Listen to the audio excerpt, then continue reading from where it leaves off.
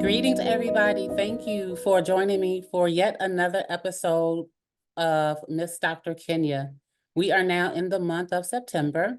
Most of our children went back in August. So last month, we spent the time talking to Lawana R. Wilson, specifically about helping our children who graduated from college last year.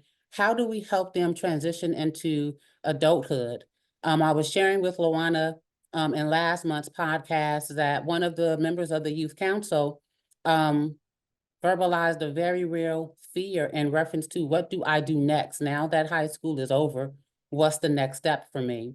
But at this particular point in the year, our school-age children, K through 12, have returned to school. The initial excitement of going back to school has kind of waned a little bit, right? We've run out of all of our fresh new clothes and outfits. And now we're back to our routine. And some of our babies may be feeling a little bit overwhelmed. They may be feeling overwhelmed academically, having struggles with their reading, their writing. Some may be struggling with math and arithmetics. And so it only makes sense that I bring to you some experts in both fields. I have with me today two incredible other African-American female entrepreneurs who are using their talent and skills to make sure that our children are well and holistically well. And so I am going to pivot to them, introduce them to you, and allow them to share with you what it is that they want to share from their heart. So I'm going to start and go in alphabetical order, right? That's the only fair thing to do. And I am going to start with Miss Amie Archbold. Hi, Amie. How are you doing today? Hi, I'm so excited to be here. I am a first grade teacher currently, but I have been a lower elementary teacher for about 13 years now, and reading is my passion. And so that's what I'm here to talk to you guys about. I have a virtual tutoring business that I help kids to learn how to read virtually. So that's something that I'm really into right now. Thank you for that, Amie. And also with us is Miss Jaliyla Fraser. Jaliyla, how are you doing today? Hi, I'm well. Thank you for having me. So excited to be here. And just like Amy, passionate about education, I consider myself a dope math educator, and we support educators and families to help students feel competent in mathematics. So excited to be here to share some tools, tips, resources that can help all students. Well, ladies, I'm certainly excited about both of your skills and passions because I understand how struggling academically can really, really impact a child social emotionally. And that's what I do, right? As a former school-based social worker, excuse me, it was my job to support the children as far as their mental well-being. But I want to hear from you guys, right? The actual educators who are working with children, working with family hands-on. What are some of the struggles that you have seen as it relates to your different areas of expertise? And either one of you can answer. I can go ahead and start. So the struggles that I have seen is that parents just simply do not know where to start when their child does not know how to read. They sometimes think that they will just grow into the knowledge, or that they just need a little more time in school, and that they're kind of helpless when it comes to knowing what to do to actually help their child learn how to read. And they're also not aware of the resources that are available to them. So that's the main struggle that I see, is that they either think that, oh, they'll eventually get it, or I'm not equipped to teach my child, so I'll just let the teacher handle it. Or that they don't know resources that are available to them to either bring into the home or to seek out, and either whether it's virtual or in an actual brick and mortar location, but they're not aware of how to even begin in that area. I would agree that parents don't know. Parents don't know. Jalila, what have you seen? I would say, in addition to that, I like to break it up into one, they don't know, and they just don't feel comfortable with the subject. And then the other thing is just about like the mindset. to believe that they can help their child figure it out. So I know it's, like the mindset for me is the first thing that we try to tackle. And if we don't have the mindset of like what patience looks like for families to be able to help their kids read and or learn mathematics at high levels, what strategies are we like how are we rearranging our schedule so that we're more intentional with this particular task?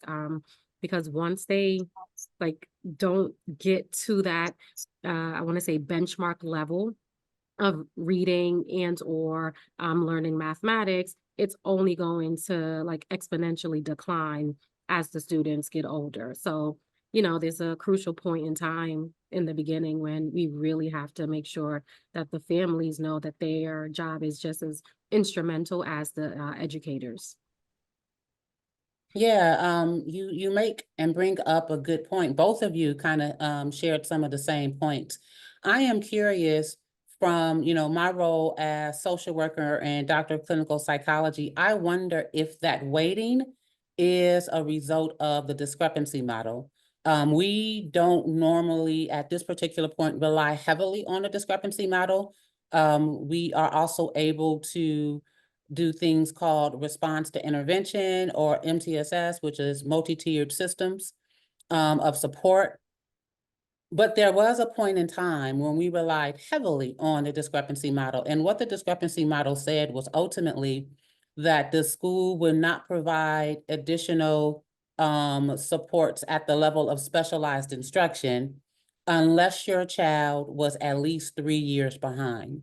And I think that somewhere along the lines, it became programmed within our minds that, the school won't help at this particular point, or they have to be significantly behind for it to really be a thing.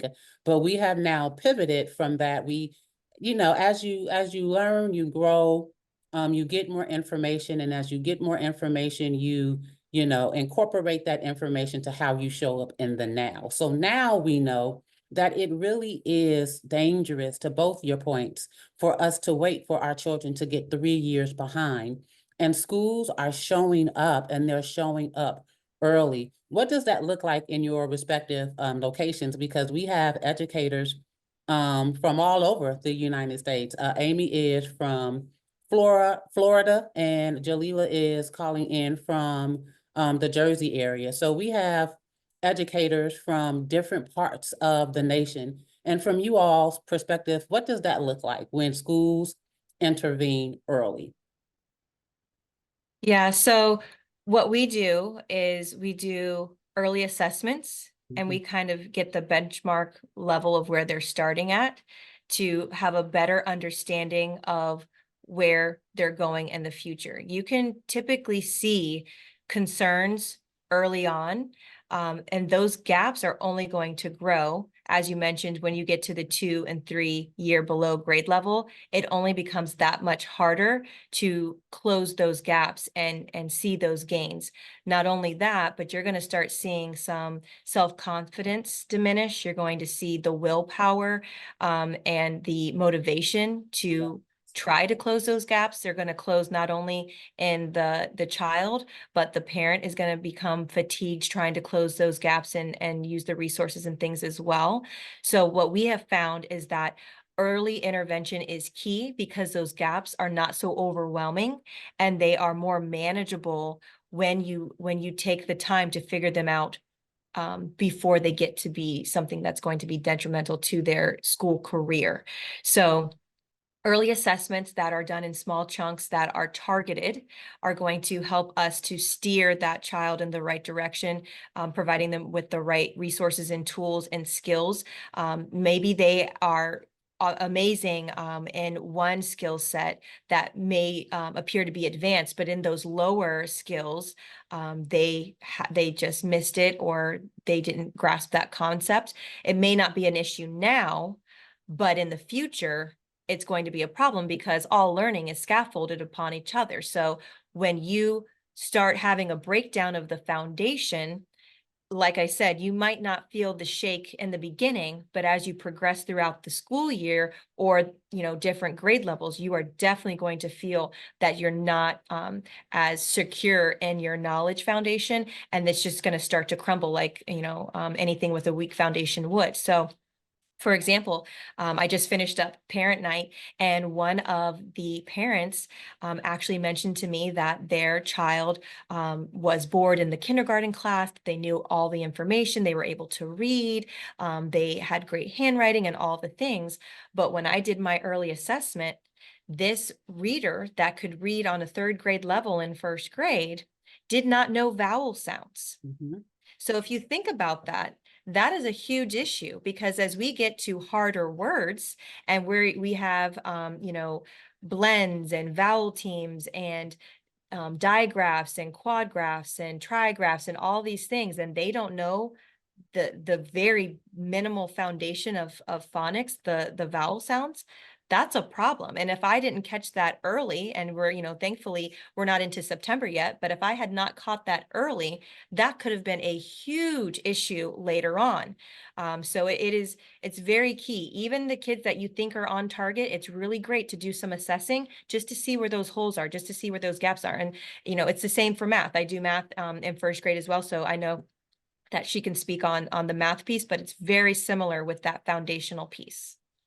I have a follow-up question to that, because one thing that I share with parents is not to fall in love with grades and to do a deeper dive when they are looking at those assessments that they get from schools, right? So, and more often than not, when you get the assessments that are done, especially the assessments that are done periodically, there's like a bar graph. And so as a parent, I'm just checking to see if my child is within that bar graph. But what I don't do is take a deeper dive to see, has my child progressed from last assessment cycle to this assessment cycle? And though my scholar may be excellent in reading generally, there are lots of skill sets that follow under, that whole idea of reading. How are they in the actual skills that go into reading, so that as things get harder and life gets harder, that we know what they are and we can lean into them. So ultimately, what I heard you say is that this particular parent may be guilty of that. I don't know. But oftentimes as parents, if we, if our child is able to read a book to us, if our child is doing well with his or her grades, their grades, then we just assume generally that they're doing well, that they have all the skills that they need, and we don't take a deeper dive. Right. What are your thoughts about that? Like you just shared some of them. Well, Go ahead.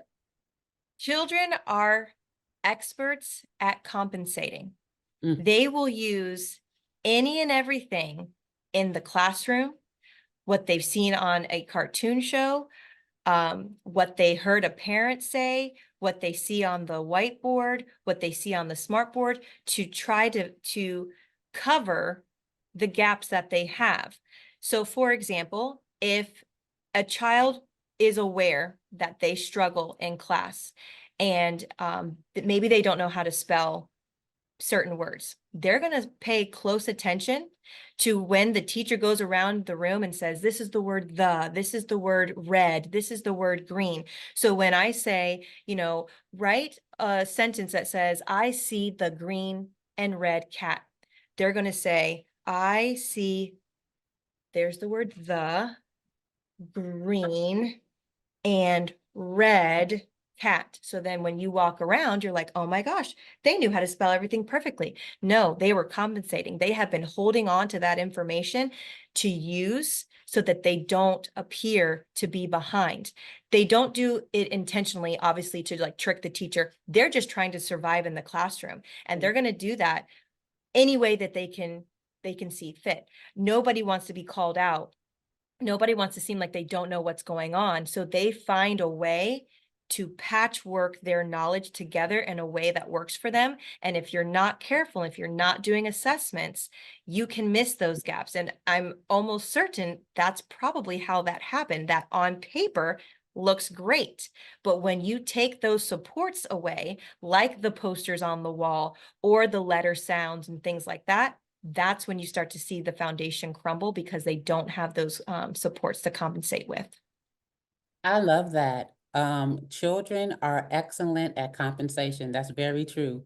We see it often. I've never heard it explained that way, but I would agree with that. Jaliyla, I'm just curious, how are the children showing up in Jersey? So just want to give you some context with where my expertise is. So I was a high school math and physics teacher as well as a professor in college.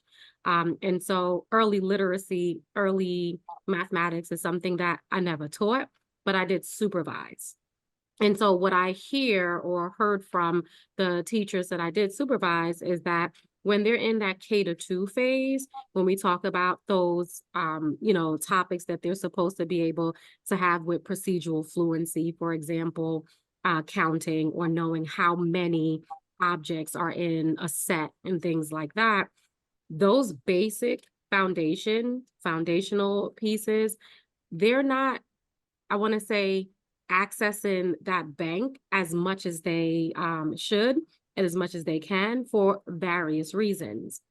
One of them being, if we were to talk about the lens of educators, mathematics has always been a mystifying thing, and some people feel like they either know it or they don't. They Mm, feel like they're a math person or they're not. So if we were to talk about educators that do teach in early childhood, right, and they don't feel comfortable with a certain math topic per mm. se, then you're not going to get that student or that teacher to really dig deep and see how they can use different ways of representations to make sure that the student understand, because they probably don't feel as comfortable with the topic either, right? And so those things are happening at that grade level, especially K-5, is when uh our subjects aren't departmentalized as much.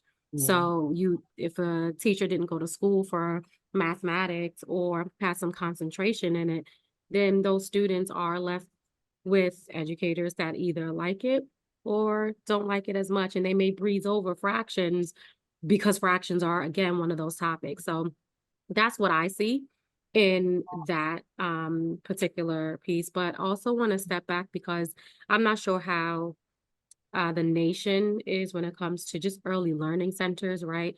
The pre-K or even prior to K, ages 3, 4, 5. In New Jersey, I want to say they're not as connected to the public schools as much as I would think they should be. So in terms of like progression, the early learning centers are just that dependent of the K-5. And so what standards look like, what students are supposed to really understand and know by the time they hit kindergarten, it may be just, it may not be the same across all early learning centers. So you're going to see kids coming in at all different levels, pouring into one school. So that's what I see in New Jersey. Even the curriculum is different. The expectations are different. And so we don't really have that bridge or that conversation with the early learning centers and what, we do want the students to already have mastered when they enter kindergarten. Yeah, but as a former high school mathematics teacher and someone who not only educated the educators, right, like supervised the educators, you're actually working with families right now. So you have a perspective, a unique perspective that is specific to the impact of not getting those foundational skills and not having a bridge between the early learning centers and the actual K-12 schools, and what it looks like and how it impacts young people in high school, right? So as they come to the end of their K-12 career, how it impacts educators and how it may impact how they show up in the classroom. And right now you're sitting with how it impacts families. So from those different lenses, can you tell us what you have seen and are seeing? Absolutely. I mean, from families, again, right, when it comes to parents and them believing that they can help your child with mathematics, it's non-existent. And so again, we're working with mindsets like you can do it, but we're also showing them how to use manipulatives with your children, how to turn the question around and, use those question techniques so that the students can show them what to do, how they can have patience and talk about stress and anxiety because those things are real when you're sitting at the dinner table. I mean, I always go back to, Johnny had 5 apples, like that's a real thing, you Yeah. know. And parents get so overwhelmed. Some of them may do the homework for them. But then the other thing that I know is important, that's why we started doing the parent workshops with school districts, is because access to language is also a barrier. And so a lot of our families, they are Portuguese speaking, Spanish speaking, Haitian Creole. And they, at that point, so one, math is hard, right? Period, for people. Or that's what they believe. And then to layer it, the parent doesn't even understand the language that's coming across the page, they will never be able to support their children. And so what we make sure that we do is offer translators that come to every workshop. And so if the school district says, hey, we have a high population of Haitian Creole and Spanish, then we are having those translators with us and they learn the math as well. They get accustomed to the workshops that we do so that as we're walking around and we're playing with manipulatives and cues and their rods and, counters and things like that, they can also translate the text for the parent and in the workshop handouts and so forth. But what I definitely see from a, K2, grades 3, 5 level is that parents do not feel like they can understand mathematics so that they're not helping their child learn math at early levels. They're not saying, hey, as we're driving in a car, how many numbers do you see on a license plate? How many different combinations can you make? When we're going to the grocery store, they're not quizzing their child on the change that they should receive if they gave a $20 bill. Like, I know we do a lot of things automatic now with debit cards and so forth, but that doesn't mean that we can't create a context for our children so that they can actually start doing mathematics in the real world. Are we filling up a jar with marbles and seeing, can your child estimate the number of marbles in a jar and then explain why they think so, right? Like, what are we doing just outside of like the normal classroom? They don't know that they can do that. They don't know that that's mathematics, and they don't know that that's just creating those synapses in the student, in their child's brain, so that they can absorb more and more. So that's what I'm seeing, just the confidence to believe that they can create mathematical context within their homes, within their, everyday lives, and getting their child excited about it. The last thing is like messaging, right? So imagine a parent or a child coming up to their mom and they're like, or their dad, and say, hey dad, I really don't understand this topic. And the mom says something like, well, listen, I ain't understand that either when I was, like, just although it's her truth, right? That is something that is recycled in the kid's brain. And so they kind of learn like helplessness in that way and learn like it's okay to opt out. And the parent doesn't even realize that they're doing that, but they're giving that child the ability to say, well, my mom didn't get it. You know what I mean? Like those are the pieces that we don't realize. It's so subliminal. It's like it's not even there, but it's happening and your brain is picking up on that. So we try to educate, their parents on like the language that they should use around their kids. Thank you. You brought up some very insightful points. The one thing that I really appreciate is the emphasis on the connection between reading and math, right? Like, in order to do mathematics equations, you have to have language, number one. You have to be able to read, because most math problems, especially as you begin to um, get up in the higher grades, are kind of hidden in a word problem. So if you don't have access to, if you don't know how to read, right, then you're going to have a hard time even figuring out that mathematics problem. But luckily, Amy, tell us about your answer to that particular conundrum. Reading is unique in the way that it touches virtually all subject areas. So regardless if it's math, history, science, social studies, all of those require reading in order to obtain the information for the most part. Sometimes math is just numbers, but there are word problems. So when parents can understand the impact that it touches on, sometimes they pay a little bit more attention to it instead of like, oh, they'll get it down the road, or oh, it'll come to them, or like she was mentioning, oh, I didn't get it when I was younger either. That's a huge issue as well, because they're hearing their parents say that, and like she mentioned, then it kind of gives them the pass to say, well, it's just how I'm built. My mind, my brain isn't going to do this. And that's a limiting belief right there that's going to shut it down. And so we really want the growth mindset to be in place where they're realizing that maybe I don't know something now, but I can unlock it in the future. And that's kind of how I explain it to parents, is that if I was to lock a door and then I asked you to open that door without giving you the key that went to that door, you'd think that that was ridiculous. Like, how would you expect me to open the door without the key? Well, that's what we're doing when we're not focusing on reading to all those other subject areas, because reading is the key that's going to unlock the door to the majority of it. So even when you may not understand that lecture or lesson in class, you can go back in the textbook and read it for yourself and process that information in your own time, in your own way, more slowly or more quickly, however you see fit, if you're able to read that material. But if you take away that level of reading, you can't even do it on your own at home in your own space. So I think that when parents understand that how much it touches, and they see that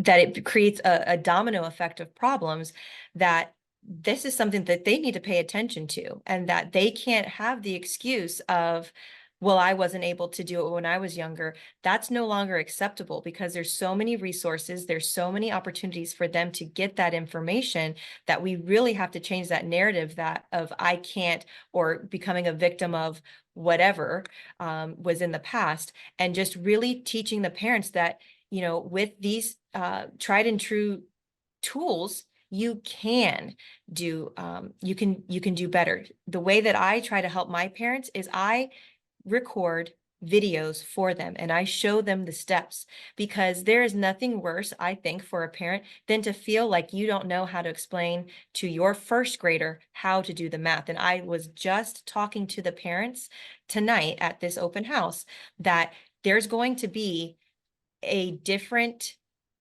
process for completing these math problems and equations that you were not taught, that does not seem intuitive to the way that you learned, but it's the way that things are going now, and it's proven to work and be effective. So in order to not have them shut down and say, that's not how we did it, and that's really honestly probably their own either pride or embarrassment or shame that they don't understand it. So they kind of just shut down and say like, oh, that's not, the way that it should be done. So what I do to try to combat that is I just simply send a video and say, hey, your first grader may be a little bit confused on this particular problem. Let me show you how I teach it in class, so that when you are teaching it at home, we're using the same language and we're using the same process. So that does two things. One, it makes sure that I keep consistency with how the scholars and the children in my class are being taught. But two, it kind of gives a safe space for a parent that may not be strong in math or strong in whatever, a way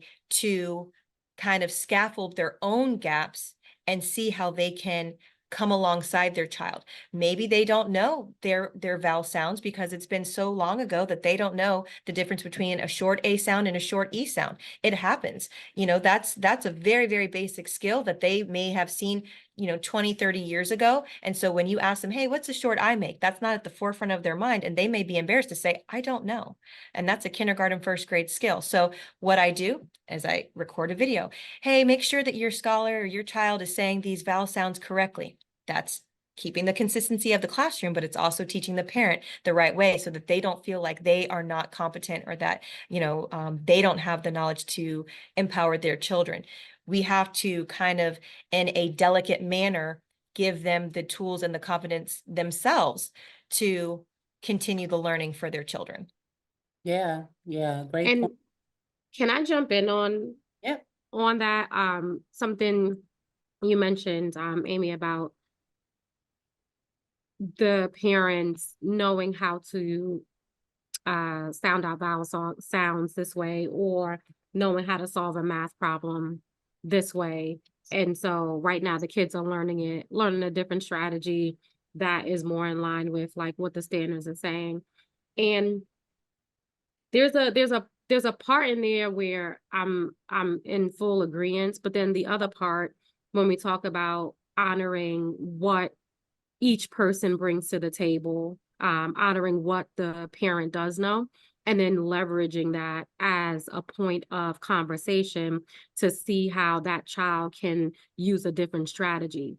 And so when we talk about mathematics and we talk about, students being able to anchor themselves and finding different approaches, multiple representations to look at that, I'm wondering if there's ways where we can, have the parent honor the fact that they do know it in this way. And maybe it's very algorithm based and we don't want them to get to that yet, right? We want them to build that conceptual understanding of that topic. And, I definitely understand that piece of it. But I think for me, it's important that the parents, for them to keep going, like, hey, show them this way as well.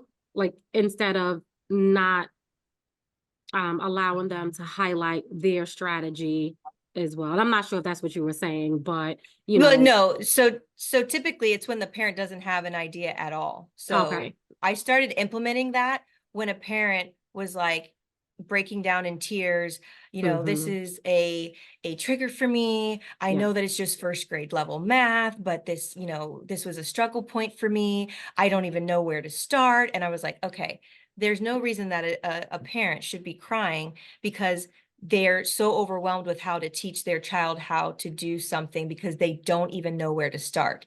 Typically, the families that their parents are good in math, they're able to show, hey, do it this way, and you can do it this way that you learned in school. It's Love more that. so for the parents that don't have any idea or have those triggers. And it happens in reading too, where they say, I never really learned how to read well. I hated reading in front of, the class. And so, I stumble over my words when I read. So I don't do bedtime stories because I just get so self-conscious. I think that I sound dumb and it just brings me back to my classroom when I was in middle school, high school, or whatever.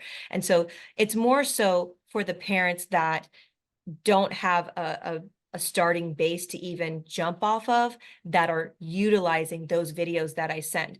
The other parents, they look at them and they're just like, okay, yeah, but it's not really the like pillar that they're using to help their child. So I've seen kids come in and say, my dad showed me how to do it this way. And I'm like, oh yeah, cool, awesome.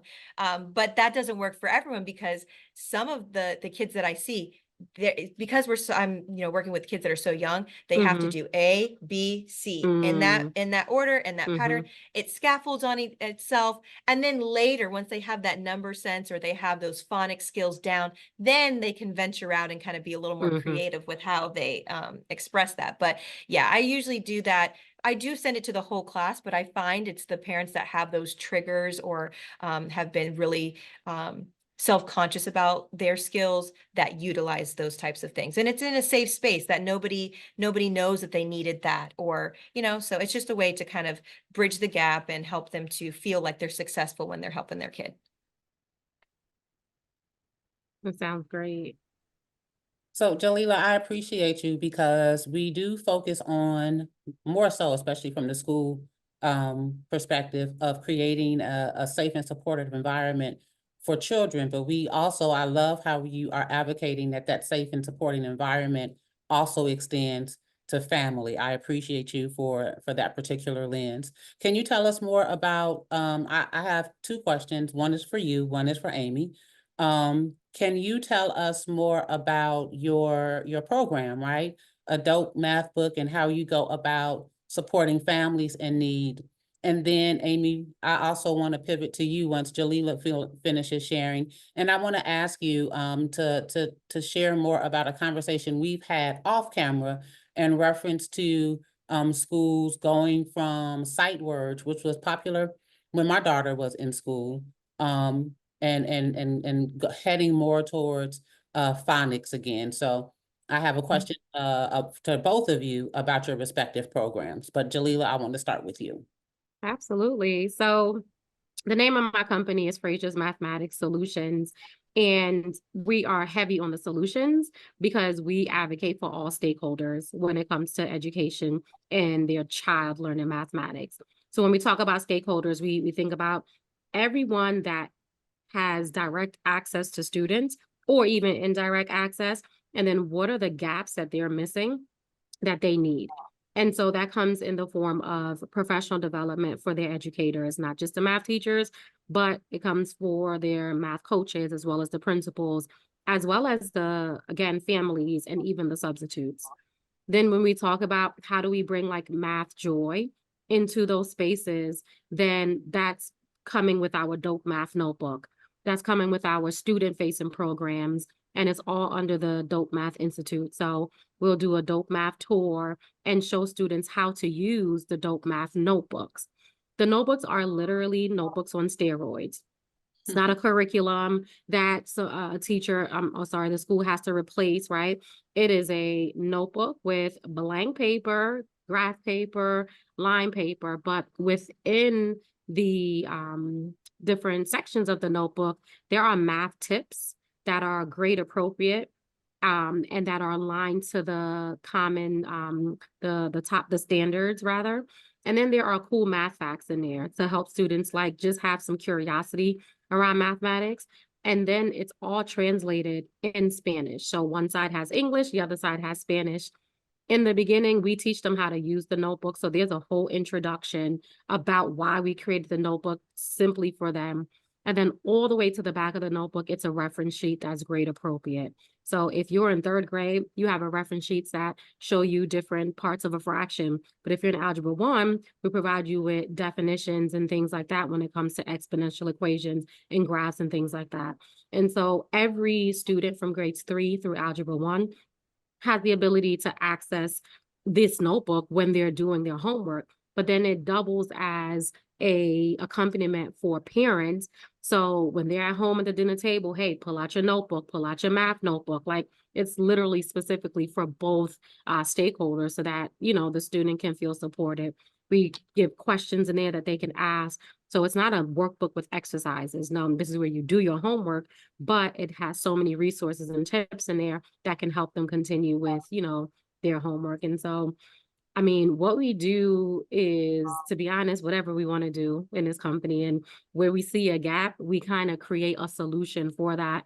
I'm excited right now because we essentially settled on all of our programs. And so we're not really adding anything new. We're just making everything that we have better and, you know, just trying to be sustainable. But everything for us is comprehensive, like wrap around. How do we ensure that if I'm working with the principal, then what am I doing with the teachers, right? And how do those two stakeholders invest and impact with student learning?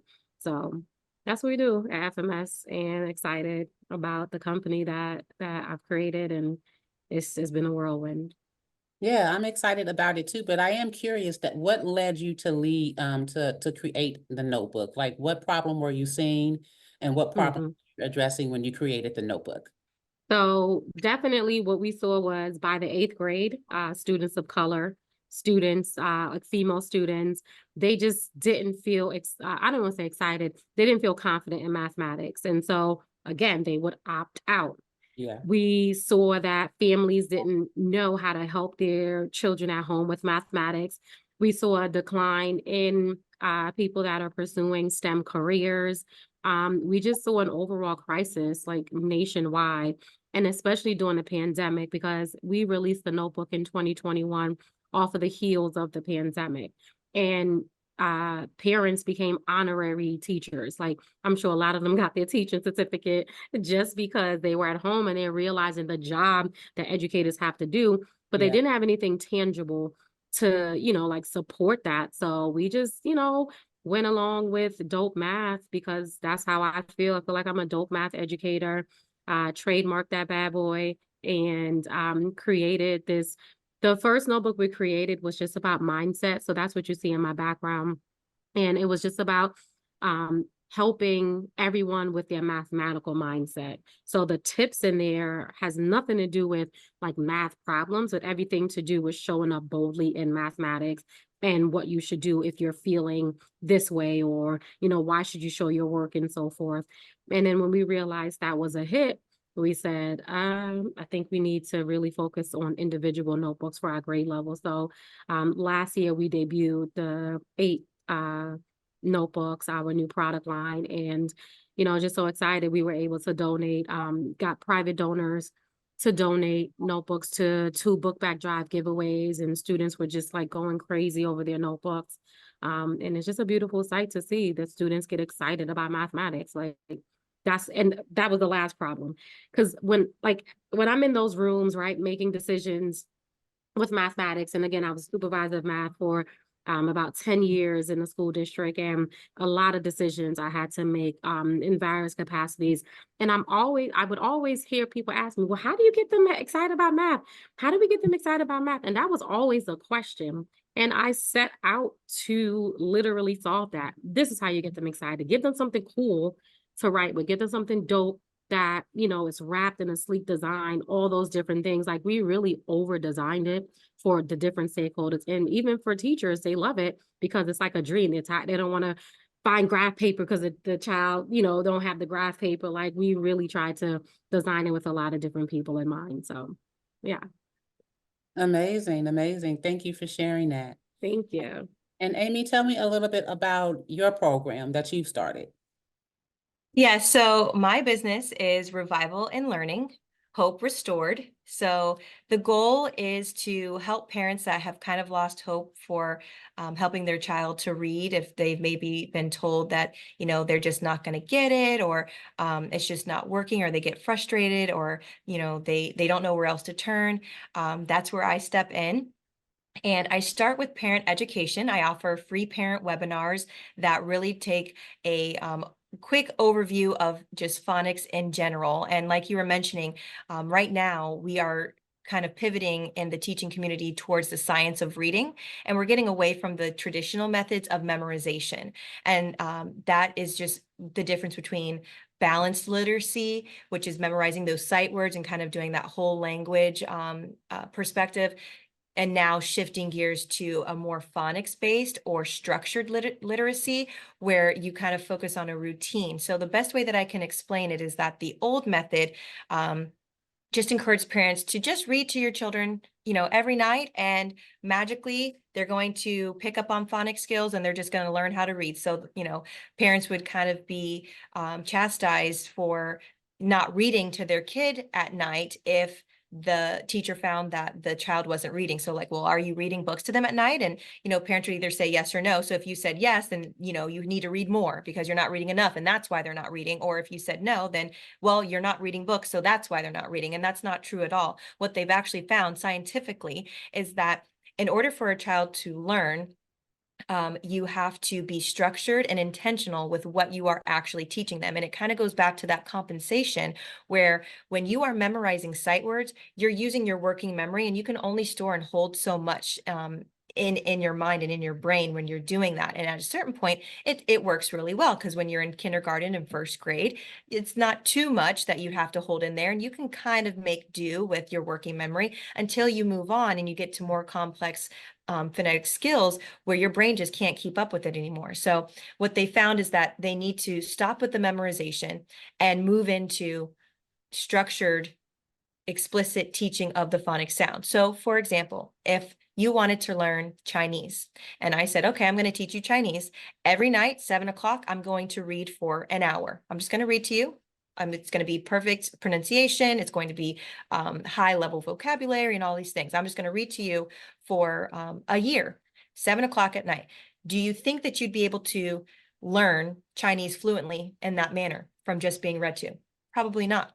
You certainly would not be able to write it from just, listening to someone read to you in Chinese.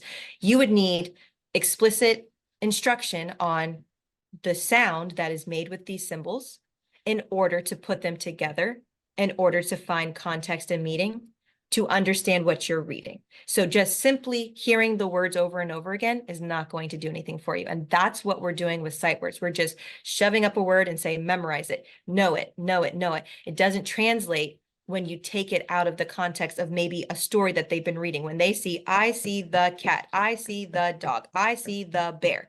Great, looks and sounds like they're reading. If you were to take that exact sentence and flip those words around, they may not be able to read that to you because they have used their memory to memorize the story. So that's what we have moved away from. We're finding phonics is the way to go. So that's what I focus on. I have free parent webinars where I teach the parents some basic phonics skills that they can implement right away with children that are, preschool, if they're a little bit advanced, all the way up to second. And sometimes I don't even like to say grade levels because it's really where your child is. So you could have a fourth grader that is on a kindergarten or first grade level. So you really need to think about the phonics skills that they have versus the grade level that they're in. So I have what is called Foundations, and that is a virtual course. It's very small, short, mini bursts of information, starting with the foundation of letter sounds and then going into vowels. And you may think that, you could have a second or third grader that doesn't need the letter sounds, but oftentimes these children are adding additional sounds to letters. For example, the letter T. If you say, what sound does a T make? They're saying ta, which would actually be the letters T and U.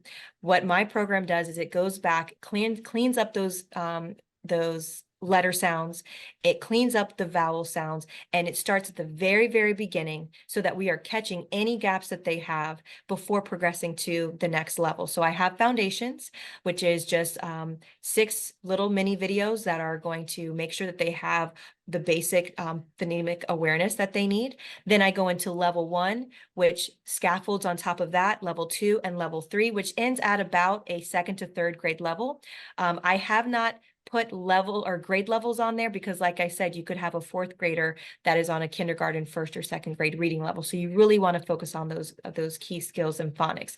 But what I do is I just restore the hope that you can learn to read. And we have little short bursts of success when you start with little nuggets like vowel sounds that then lead to 2-letter blends that lead to 3-letter blends.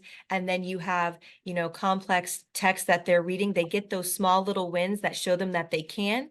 And then they're willing and they have the motivation to do harder things because they can see how it's broken apart and how words work. And it's really amazing to see. And even as little as kindergarten, because that's where I started doing this phonics. And actually, it was actually preschool. I actually started when they were 4 years old. And I've just seen that phonics is the way to go when it comes to teaching to read, because instead of memorizing a specific word in a specific context, you memorize specific sounds that can be applied to any text that you read. Amazing, amazing. Thank you for that.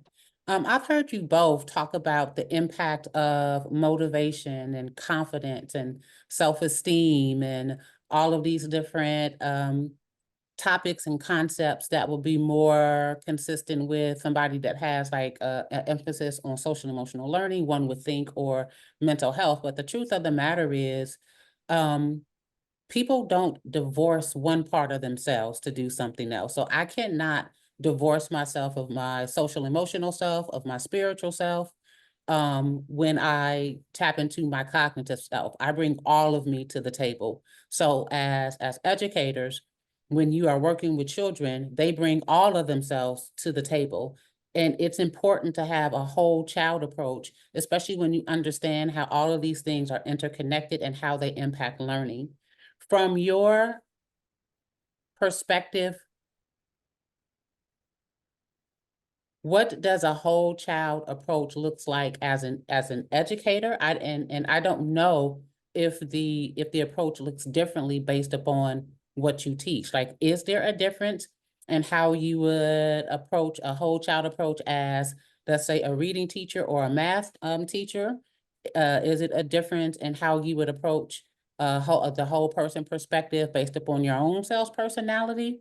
Or does your school kind of just have just some standard expectations that they expect? So from your perspectives, what does that look like for you? How do you see it in your classroom? How do you make sure that your children and your families, your educators, are feeling good holistically? So when it comes to the children, the scholars in my classroom, they you can't really move the needle ahead if they don't have the motivation to do so, because you can only explain something so many times, but you cannot create or force the will to use that information and apply it to get some ground on their learning. So you really have to find a way early on to get those quick wins, to get the success going, to get the belief that they can instilled in them, so they start believing in themselves again. Because once they've lost hope in themselves, there's not much that you can do to get that back. So it really starts with the intrinsic motivation that they have. And sometimes you will see a pattern in the family that it starts at home, that they don't have the self-awareness to kind of pick themselves up by the bootstraps. And sometimes you kind of have to teach those types of skills. And what I have found is you kind of trick them into seeing that they can. So for example, it's really heartbreaking when you have a 5 or 6-year-old saying, "I'm too dumb to read." Not because they've heard a parent or anyone say that. That's truly how they feel in that moment, just like anybody would if they were expected to complete an assignment and they just don't know how to do and they don't have the tools. So when a child says, "I'm just too dumb to read," I try to start at the lowest skill that they do have. And once I have figured that out, let's say it's letter sounds. If they have their letter sounds down, then I can have them say the letter T. So they just go T. I'm like, okay, great. Now, what about the letter P? What sound does that make? So they do that and they're like, oh, this is easy. So I want them to kind of be at that state where like, this is easy, I can do this. And just showing a lot of excitement and just like, wow, that's amazing. It's really great. Okay, what about a short vowel O? What does that make? And so they will say it. So then you kind of trick them like, okay, so if this says T and this says ah, if I put them together, what would that be? And they're like, ta. I'm like, oh yeah, that's right. So if this is ta, what sound did this make again? So what if I put that together, what happens? Will it be top? I'm like, oh, you just read that. And then when you kind of distract them from realizing that we're here to read, you kind of start with what they know and then you build on that. So then once they have read that word, they can't tell me they can't read anymore because they just did and they proved it to themselves when they didn't even know that they could. So in that sense, it is on us to kind of get that motivation going, but you kind of have to find a little bit of a sneaky way to get it in there sometimes, because sometimes they're so low with their self-esteem that they don't even want to try. So you got to start where they're at and get that motivation going. And I've always found that once they read that first word, just top, then they're like, oh, I can do this. And you start scaffolding from there. And that's pretty much how my course is built out, so that it kind of slowly, snowballs into them reading before they even realize it. So I think that it's just those little tiny bite-sized pieces, starting where they have their success, and getting them to feel it on their own versus forcing that motivation on them, because you just can't do that. Yeah. So Jaliyla, from your perspective, what does a whole person approach look like? So for me, like, it's baked in. I let the mathematics be the vehicle and part of the facilitation of ensuring that we tap into the full child. It's like baked into it, right? So what I What do I mean by that? If we're talking about teaching a class and the first thing is the do now, we call it our spark. And what we do is ensure that the task itself is so rich but accessible that the child, whoever the child is, can find a way to enter that problem. And so when we see every child attempting it, and when I say enter the problem, they don't have to solve it, but they have to be able to feel like, oh, this is within my zone. Like I can do something. I don't feel defeated, right? Then out of that part, like they're creating their own intrinsic motivation because they feel some type of success. And then on the back end, we come in, and when I say we, I mean my illuminators, my team, that's what we call all of our facilitators. We come in on the back end and just kind of stamp that for them and congratulate them in wherever they are on the problem, right? Whether they're starting, oh, wow, oh, look at you, you started that. Like, we're being very like mindful about how we speak to them, how we provide that positive engagement.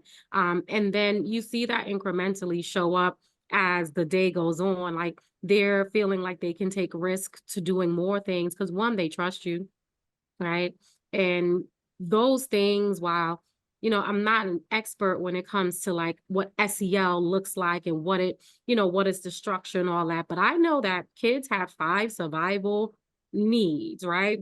Fed, they need to be clothed, all that things, and then above all, they need to be loved, right? And so that SEO component is me showing up, our team showing up and saying like, we love you this much that we are going to make you feel good about any attempt that you make and then stretch your mind even further.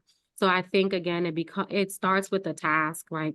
Is the task accessible enough, but is it also rich enough that it can spiral, and get students to a higher level of thinking, so that they can, feel success. And that's how we do it. We do that with all of our stakeholders. Last week I did a professional development workshop for a school, and their admin team did not, like, one of the assistant principals, they will be over mathematics this year. And so there's a lot of like, them being tense and how do I get feedback? I don't even know the math, and which I understand, right? And so we make sure that we do that as well. Like, no, you don't have to know the math to get feedback. You just have to know what rich conversation looks like. You have to know what rich mathematics look like. You have to know when the teacher's leading the student versus the teacher is really creating an environment that's safe. Like those are the things that you can definitely give feedback, and then you're going to learn some math with us as you work with FMS, because you're going to feel encouraged to do more mathematics just by being in that professional development workshop. So SEO for me is making sure that it's baked in and we're not just talking about do this math, but believing that we can do the math. Yeah, it's the same with reading.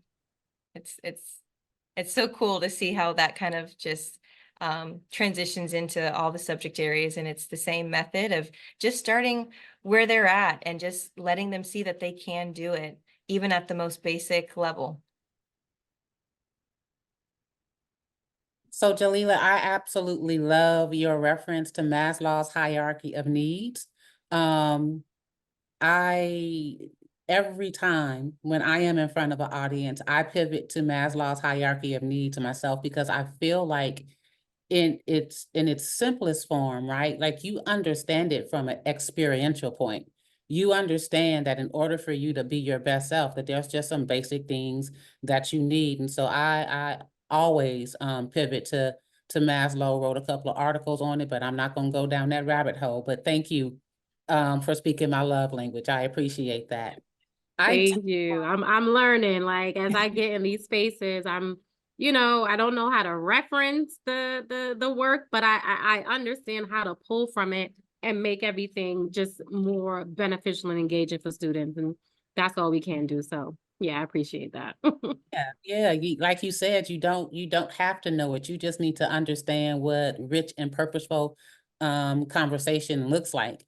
And at the end of the day, that's being able to read the cues and understand what does a person need from you in that particular moment, even if you don't know the theory.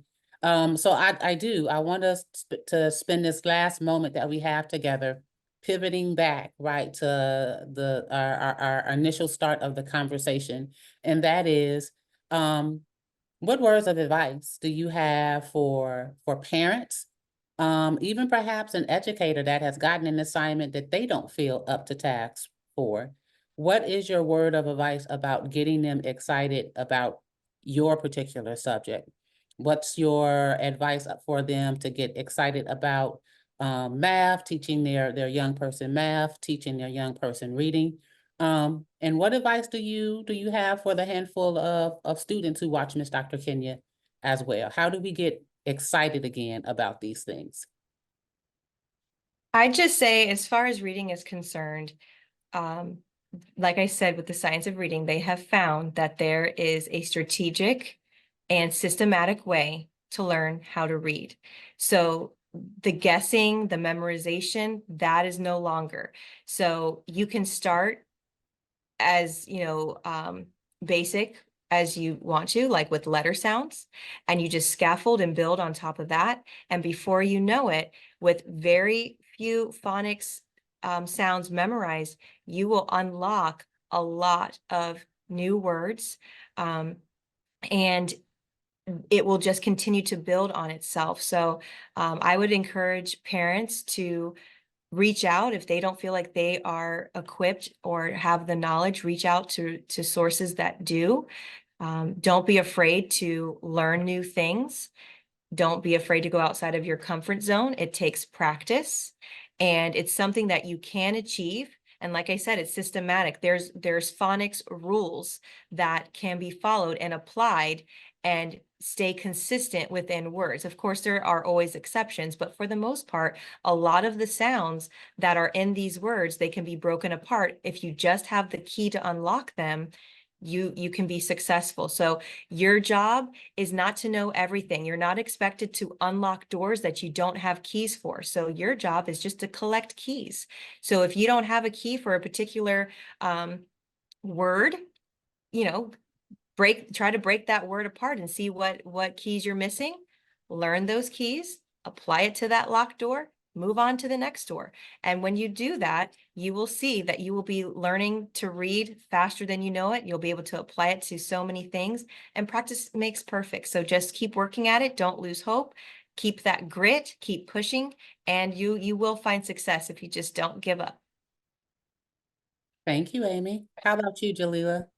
I love that. I would say, so I want to look at it from two different approaches, right? One approach being very like systemic or systematic within school districts. A lot of the time, school systems have parent nights, they'll have family nights, and some of them are very engaging, yet others are like, hey, here's the textbook your child is using. Let's go through the textbook. This is what it looks like, right? It's very just surface level. And so I would say the parent should advocate for more engaging family nights where it's not just like your typical STEM day where they just learn how to build things, because that's great as well. But how are teachers, or rather, how are parents actually learning how to teach your child how to read? How are they actually teaching their child how to learn mathematics?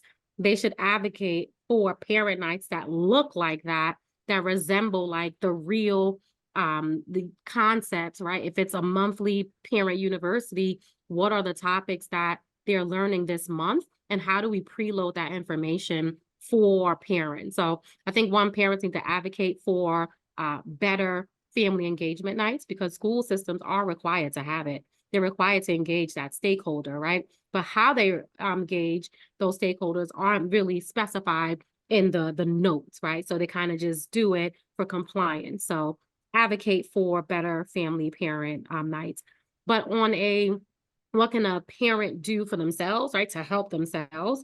I would absolutely say, watch what you say around your babies.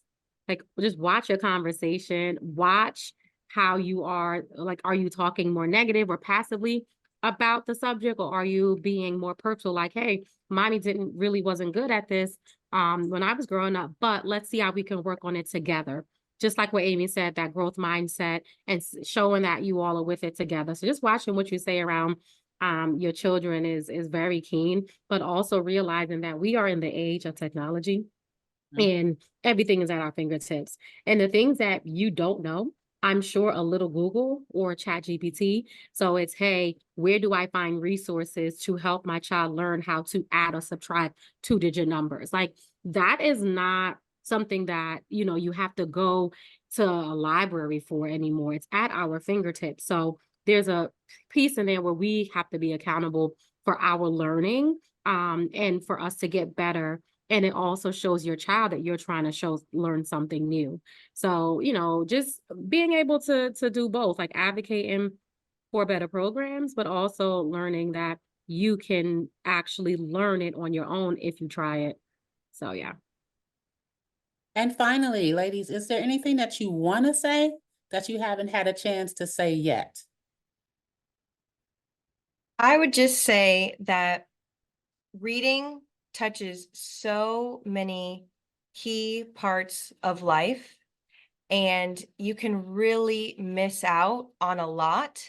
And that can even be like at the doctor's office when you're trying to read through legal documentation, or you're looking, you know, your child is 18 and they're looking for a new job and they're not able to understand the benefits that are offered to them. I mean, like you have to think long term where this is. Like right now, you know, no one's going to, you know, what they say, die from not learning how to read in first grade, second grade, even in, you know, middle school, high school. But when they get out into the real world and you're no longer there to support and guide and help and read for them, who's going to do it? You need to start now so that when they are out on their own, they are able to function in society. And reading is one of the things that touches every aspect of life, whether that's street signs, cooking, making purchases, putting together furniture, you know, like I said, job applications,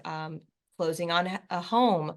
I mean, anything you think of, getting a driver's license, you have to be able to read in order to obtain those types of things. And, you know, if you just start now when the phonics skills and the gaps are small, you're going to thank yourself in the future for the success that you see that your child obtains, because it touches science, it touches math, it touches, you know, everything. So focus on it. Don't let it go to the wayside. Oh, they'll get it next year. Oh, we'll learn, you know, worry about it later. Worry about it now. The time is now. Don't wait on it. If you're not equipped to help them, find someone who is. You know, like it was mentioned, quick Google, go to your school, go to a library, ask for resources. There is someone that is available to help you with those struggle points for you, but you just can't wait. That's the main thing I want to get across is do not wait. It's not going to fix itself. You have to be intentional and you have to be purposeful in how you're going to combat the issues you have, whether it's reading or math or whatever it is, you've got to be intentional. Thank you. Jaliyla, how about you? I'll keep it very brief, I would say. I think there's a lot of shame when it comes to people saying or not being able to read. There's a lot of shame around it. When it comes to mathematics, we hear people more being able to say, well, I don't know math and it's okay. And so there's not like a level of like, hey, the way how we kind of try to cover up not being able to read, like people go like, I don't know how to do, like they don't really say, I don't know how to read unless someone uncovers that, right? But when we talk about mathematics, we'll say to the mountaintop, I don't do that math.